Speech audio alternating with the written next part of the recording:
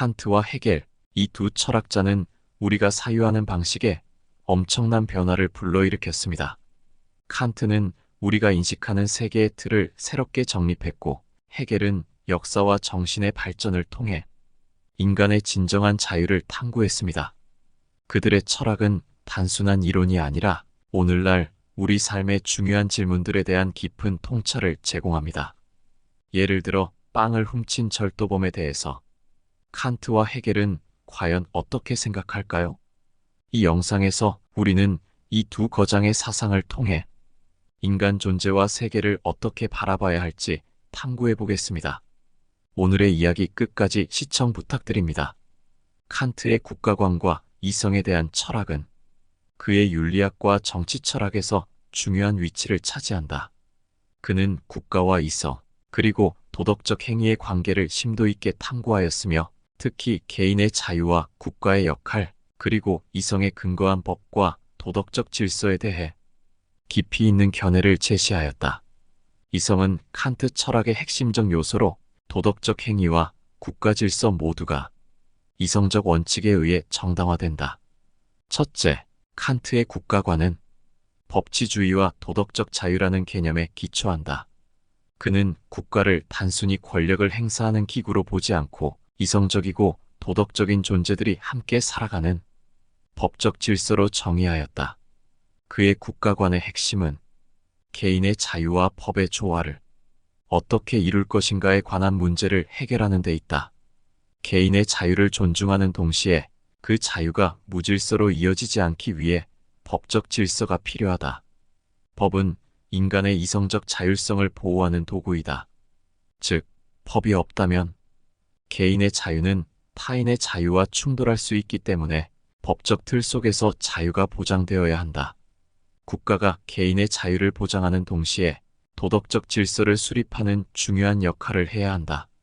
그에게 국가는 최대 다수의 개인이 자유를 누릴 수 있는 상태를 만들어내는 정치적 기구다. 칸트는 국가가 법적 평등과 자유의 공존을 보장해야 한다고 믿었으며 이를 통해 시민들은 서로의 자유를 침해하지 않으면서 자신의 자유를 누릴 수 있게 된다고 보았다. 칸트는 공화주의적 정치체제를 이상적인 국가 형태로 보았다.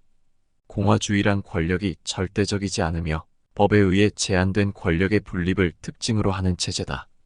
이러한 체제에서 법은 이성적이며 보편적인 원칙에 따라 만들어져야 한다. 둘째, 칸트에게 있어서 이성은 인간이 도덕적이고 자율적인 존재로서 행동할 수 있게 하는 가장 중요한 능력이다. 이성은 단순히 논리적 사고를 넘어서 도덕적 판단과 법적 질서를 수립하는데 필수적인 역할을 한다. 그의 이성 개념은 실천 이성과 순수 이성으로 나누어 볼 수 있다.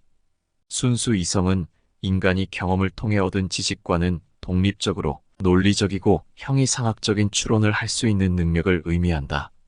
칸트는 순수 이성 비판에서 인간 인식의 한계를 다루었으며 인간 이성이 인식할 수 있는 세계는 경험적 세계에 한정된다고 주장했다. 하지만 이성은 우리의 경험 세계를 넘어서 세계를 이해하고 합리적 추론을 할 수 있는 능력을 제공하는 기초이기도 하다. 실천 이성은 도덕적 법칙을 수립하고 따르는 이성을 의미한다. 이는 칸트의 윤리학에서 중요한 역할을 하는데 그는 모든 도덕적 판단이 이성에 근거한 보편적 법칙에 따라 이루어져야 한다고 보았다.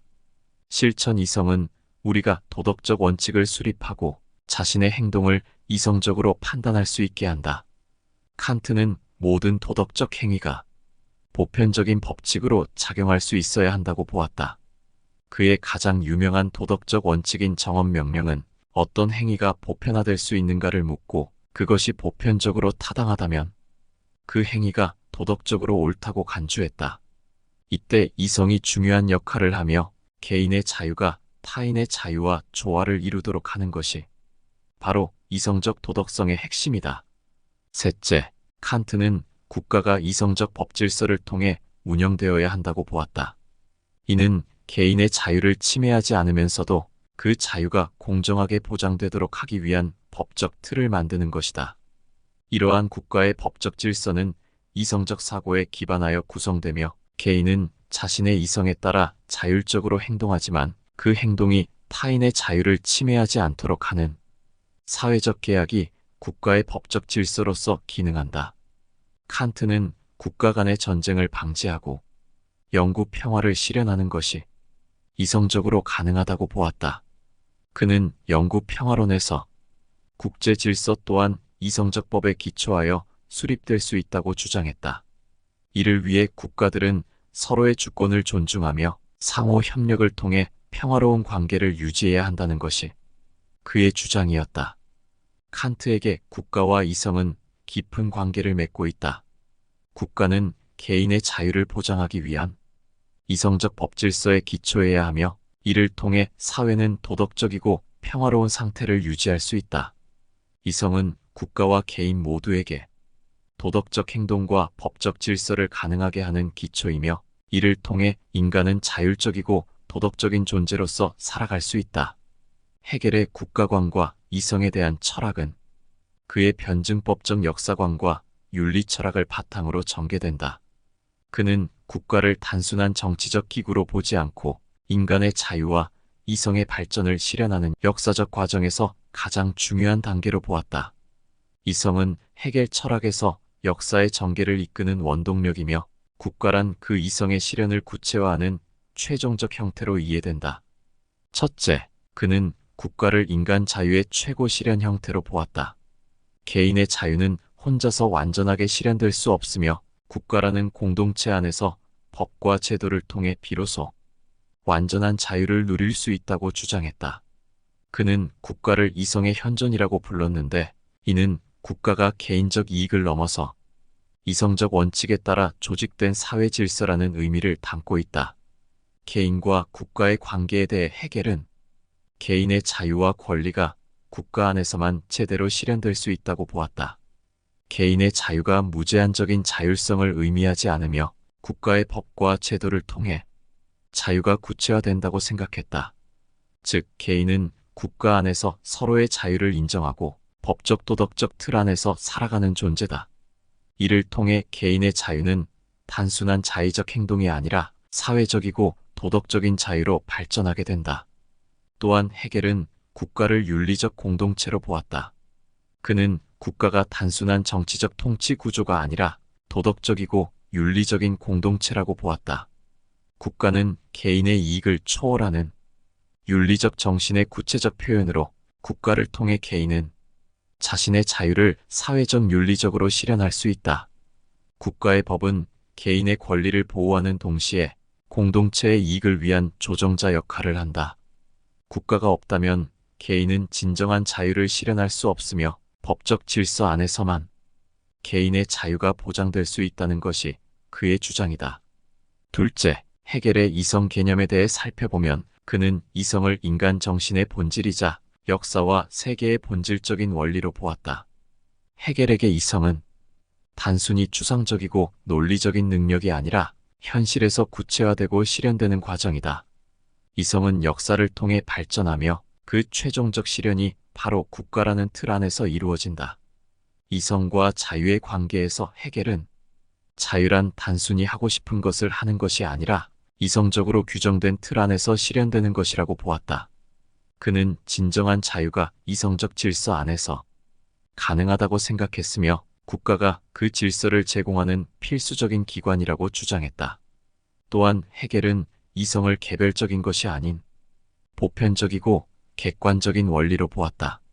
즉, 개인의 이성은 전체 사회 속에서 특히 국가라는 틀 안에서 비로소 완전한 형태로 실현될 수 있다. 개인의 이성적 자율성은 국가와 공동체의 이성적 원칙과 조화를 이루어야 하며 이때 개인의 자유는 단순한 주관적 자유가 아닌 보편적 자유로 나아갈 수 있다. 셋째, 국가와 이성의 관계에 대해 헤겔은 국가를 이성의 실현으로 보았으며 국가가 이성적 법질서를 통해 개인과 사회의 자유를 조화롭게 실현할 수 있다고 믿었다. 국가가 단순히 개인의 이익을 보장하는 기구가 아니라 보편적 이성의 구현체로서 모든 개인의 이익과 공동체의 이익을 통합하는 역할을 한다고 보았다. 이성적 법질서에 대해 헤겔은 국가의 법이 이성적 원칙에 기초한 질서로 개인의 자유와 공동체의 윤리적 질서를 조화롭게 연결하는 역할을 한다고 주장했다. 법은 단순히 억압적이거나 형식적인 것이 아니라 이성적이고 도덕적 원칙에 기초해야 한다는 것이다. 헤겔은 국가를 인간의 자유와 이성이 궁극적으로 실현되는 최고의 형태로 보았다. 이성은 단순한 논리적 사고가 아니라 역사와 사회를 통해 구체화되는 것이며 그 구체적 실현이 바로 국가라는 틀 안에서 이루어진다. 국가와 이성은 서로를 완성시키는 관계에 있으며 국가는 이성적 법질서를 통해 개인의 자유와 공동체의 윤리적 조화를 이루는 필수적인 존재다. 칸트와 헤겔은 모두 독일 관념론의 중요한 철학자들이지만 그들의 철학적 입장과 국가관, 이성에 대한 개념에는 중요한 차이점들이 있다. 특히 이성, 자유, 국가, 그리고 인간의 도덕적 자율성에 대한 접근에서 이 차이점이 두드러진다. 첫째, 이성에 대한 차이이다. 칸트에게 이성은 인간이 도덕적이고 자율적으로 행동할 수 있게 하는 핵심적 능력이다. 그는 이성을 통해 보편적 도덕 법칙을 세우고 개인이 이성적으로 도덕적 결정을 내릴 수 있다고 보았다. 특히 칸트는 실천 이성을 강조하며 인간이 정언 명령을 통해 보편적 도덕 법칙을 따르는 것이 중요하다고 주장했다. 만약 한 사람이 길에서 지갑을 주웠다고 가정해보자. 칸트의 윤리학에 따르면 이 사람은 이성적으로 생각해야 한다. 그가 선택할 행동은 보편적 도덕 법칙에 부합해야 하며 모든 사람이 같은 상황에서 같은 행동을 할 수 있어야만 도덕적으로 옳다고 간주된다. 이때 칸트는 정언 명령을 통해 그 행동이 보편적으로 옳은지를 판단한다. 즉, 만약 모든 사람이 지갑을 주었을 때 주인에게 돌려주기로 한다면 그것은 도덕적으로 옳다. 따라서 칸트의 기준에서 이 사람은 지갑을 주인에게 돌려줘야 하며 이는 이성적이고 도덕적인 행위이다. 이성은 주로 개인적 차원에서 자율적 도덕성의 기초로 작용하며 도덕적 원칙은 보편적이고 변하지 않는 것으로 간주된다. 반면 헤겔의 이성은 역사적이고 사회적 차원에서 이해된다. 그는 이성을 개인의 능력에 국한시키지 않고 역사와 사회 속에서 점진적으로 실현되는 과정으로 보았다. 헤겔에게 이성은 추상적이지 않고 세계와 인간 사회의 발전을 통해 현실에서 구체적으로 실현된다. 이성은 개인보다는 공동체나 국가라는 더 큰 틀에서 완전한 형태로 나타난다. 다시 지갑을 주운 사람의 예시를 생각해보자. 헤겔의 관점에서는 그 사람의 행동을 단순히 개인적 도덕성에 따라 판단하는 것이 아니라 그가 속한 사회적, 역사적 맥락에서 평가해야 한다.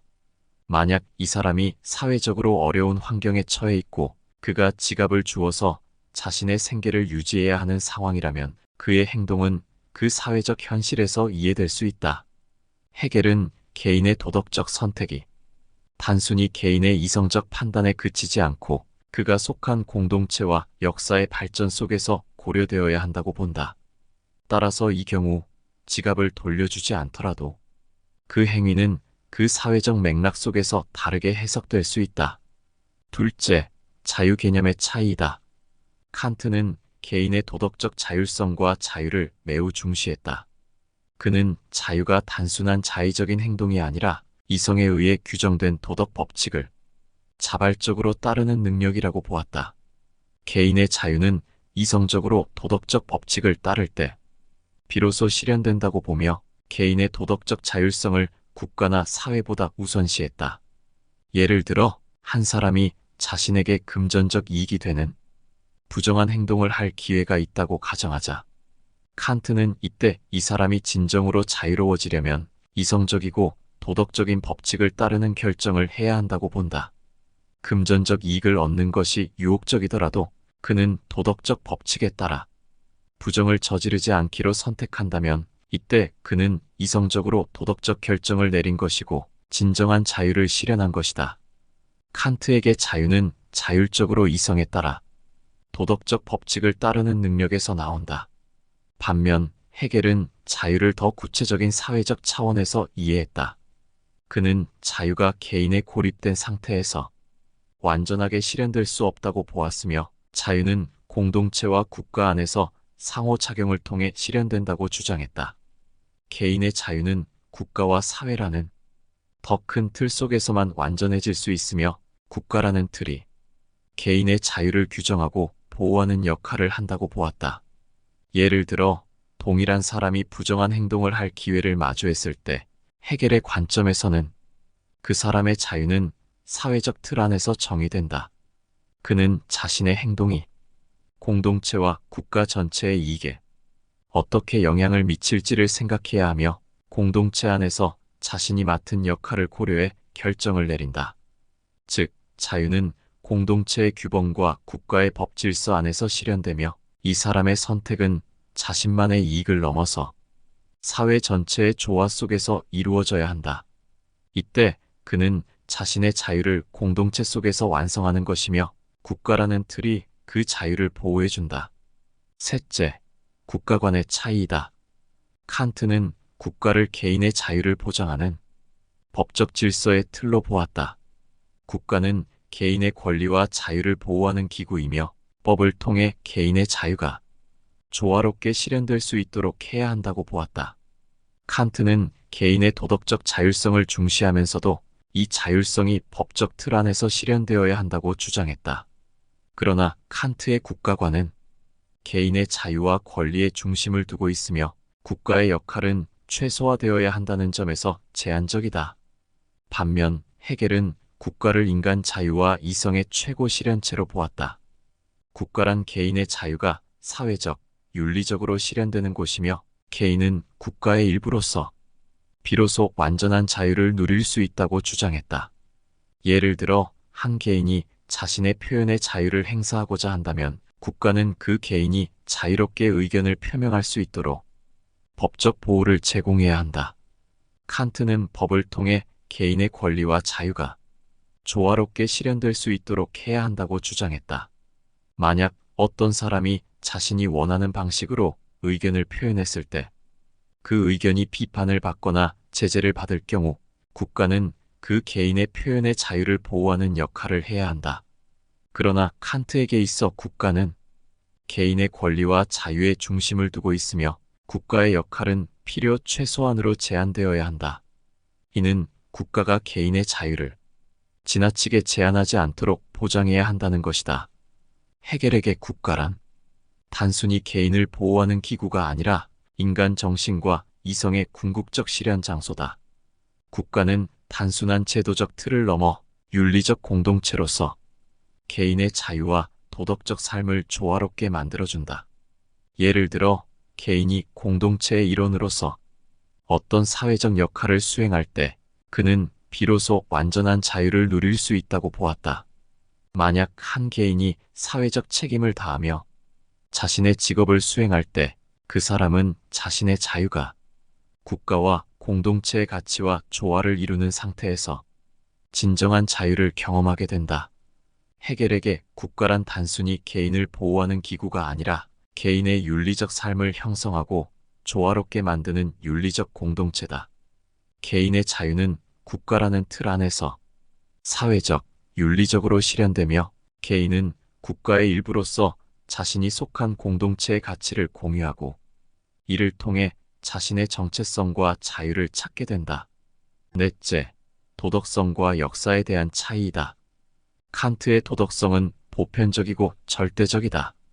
그는 도덕적 법칙이 변하지 않으며 모든 인간이 이성적으로 그 법칙을 따를 수 있다고 보았다. 칸트는 도덕적 판단이 보편적이어야 하며 상황에 따라 달라져서는 안 된다고 강조했다. 그의 도덕적 원칙은 정업 명령의 기초에 있으며 그것은 역사나 문화와 무관하게 항상 적용된다. 만약 누군가가 거짓말을 하기로 결심한다면 그 사람은 모든 사람이 상황에 따라 거짓말을 해도 괜찮다. 라는 법칙이 보편화되는 것을 고려해야 한다. 하지만 칸트에 따르면 거짓말을 하는 것은 보편적인 법칙으로 수용될 수 없기 때문에 거짓말은 도덕적으로 잘못된 행동이다. 그 이유는 거짓말이 상대방의 신뢰를 무너뜨리고 사회적 관계를 해치는 결과를 초래할 수 있기 때문이다. 따라서 어떤 상황에서도 거짓말은 정당화될 수 없으며 모든 인간은 이 도덕적 법칙을 이성적으로 따를 수 있어야 한다는 것이다. 또 다른 예로 칸트는 도덕적 의무를 지키는 것을 강조했다. 만약 누군가가 도움이 필요한 사람을 보고도 외면한다면 그 사람은 도움이 필요한 사람에게 도움을 주는 것이 보편적인 도덕적 의무다. 라는 법칙을 무시하고 있는 셈이다.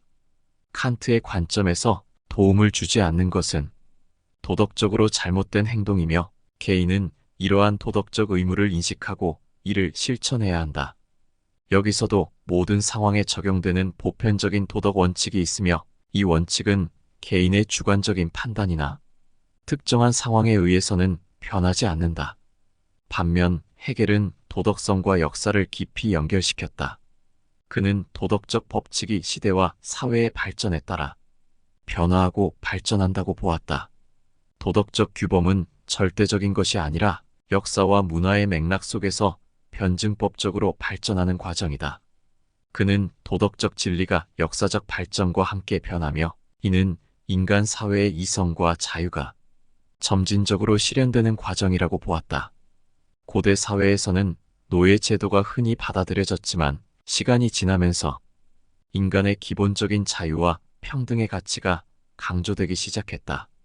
이 과정에서 노예 제도는 도덕적으로 정당화될 수 없게 되었고 결국 역사적으로 폐지되었다. 이는 도덕적 규범이 역사적 맥락에 따라 어떻게 변화할 수 있는지를 보여주는 예시로 헤겔의 철학에 따라 도덕적 진리는 역사적 발전과 함께 점차 진화한다고 할 수 있다. 이러한 사례들은 헤겔이 주장하는 바와 같이 도덕적 법칙이 고정된 것이 아니라 사회와 문화의 변화에 따라 지속적으로 발전하는 과정을 나타내며 이는 인간 사회의 이성과 자유가 점진적으로 실현되는 과정으로 이해될 수 있다. 칸트와 헤겔은 모두 이성과 자유, 국가에 대한 깊은 철학적 고민을 했지만 그들의 접근 방식에는 중요한 차이가 있다. 칸트는 보편적이고 개인적인 이성적 자율성을 강조하며 국가를 개인의 자유를 보호하는 최소한의 틀로 보았다. 반면 헤겔은 이성과 자유가 역사와 국가를 통해 구체화되는 과정이라고 보았으며 국가는 인간 자유와 도덕적 삶의 실현을 위한 필수적인 윤리적 공동체로 이해했다. 칸트와 헤겔이 남긴 철학은 단순히 과거의 사상이 아닌 지금도 우리에게 깊은 통찰을 제공합니다. 그들의 생각을 통해 우리는 자신과 세계를 더 넓게 이해하고 삶의 본질에 대해 끊임없이 질문할 수 있습니다. 오늘의 영상이 여러분의 사유를 확장하는 작은 계기가 되었기를 바랍니다. 철학은 끝없는 여정입니다. 앞으로도 함께 그 길을 걸어가며 더 많은 진리를 탐구해 나가길 기대합니다. 칸트와 헤겔에 대한 질문이 있다면 댓글로 남겨주시면 답변 드리겠습니다. 끝까지 시청해 주셔서 감사합니다. 여러분의 마음이 탄탄대로로 뻗어나가는 마음의 대로입니다.